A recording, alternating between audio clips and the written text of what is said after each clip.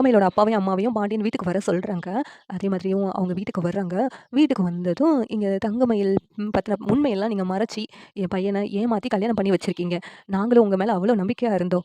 கடைசில எல்லாமே போய் இன்னும் என்னென்ன உண்மையெல்லாம் எங்ககிட்ட மறைச்சிருக்கீங்க அப்படின்னு சொல்லிட்டு கேட்குறாங்க. ஆனா தங்கமயிலோட அம்மாவும், அப்பாவும் நாங்க எதுவும் மறைக்கவே இல்லையே அப்படின்னு சொல்லிட்டு அவங்க நடிக்கிறாங்க. போதும் நடிப்பு. எல்லா உண்மையும் வெளிவந்துச்சு. இன்னும் நடிக்க வேண்டிய அவசியம் கிடையாது அப்படின்னு சொல்லிட்டு சரவணன் கோவமா பேசுறாங்க. என் பொண்ணுக்கு கல்யாணம் பண்ணணும்னு சொல்லிட்டு இப்படி நாங்க பொய் சொல்லிட்டோம். இதுல எங்க பொண்ணுக்கு எந்த சம்மந்தமும் இல்ல.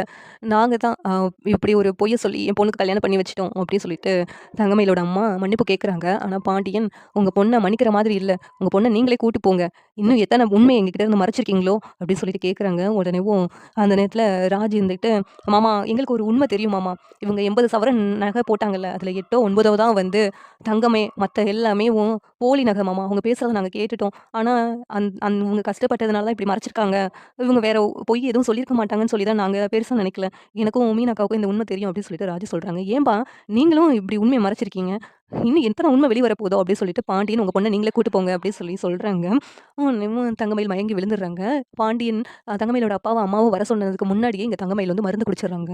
உடனேவும் வாயெல்லாம் நுரையா இருக்குது. தங்கமயில் அழுதுகிட்டேவும் இருக்கிறாங்க.